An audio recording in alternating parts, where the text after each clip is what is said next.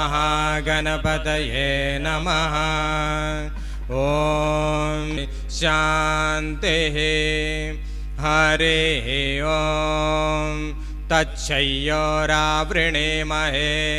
रामकृष्णं जगद्गुरुं पादपद्मे तयो श्रित्वा प्रणमामि मुहुर्मुहुः।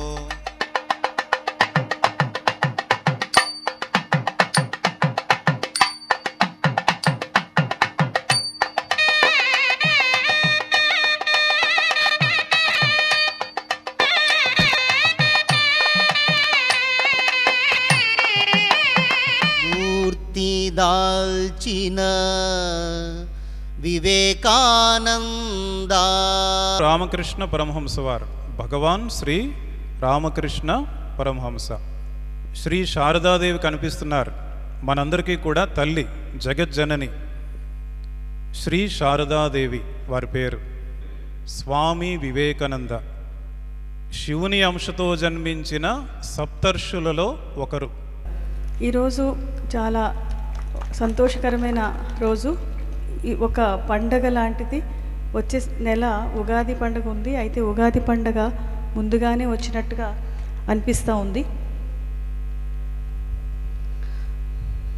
మన జిల్లా అంతా కూడా పశ్చిమ గోదావరి జిల్లా అంటే ఆర్థికంగా ఉన్నతి చెంది అన్ని రకాలుగా అభివృద్ధి చెంది ఉంటుంది అని అనుకుంటాము.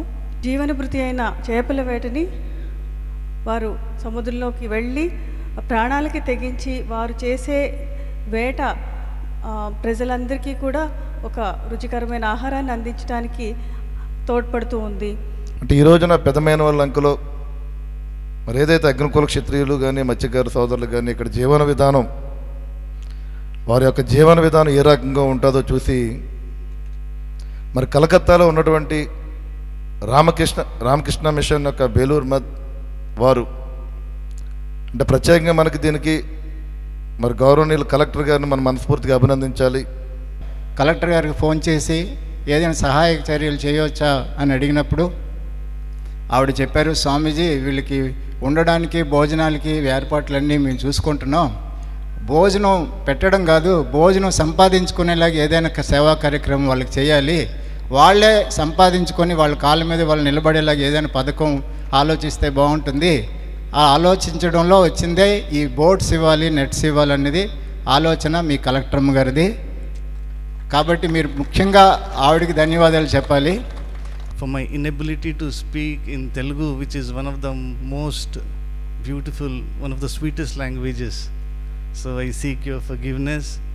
I hope you will not mind it, and I am very happy to be standing here.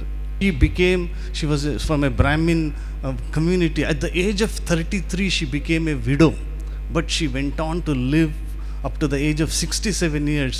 Now during that time when we were slaves of the British Empire, 67 years, now it is equivalent to some 110 years.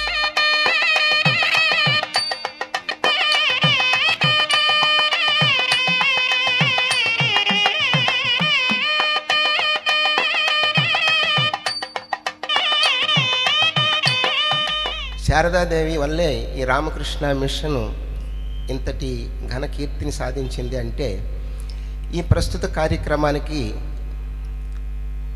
Collector అమ్మగారే ఆ సంకల్పం చేసింది. అది ఒక మాతృభావానికి ప్రతీకం.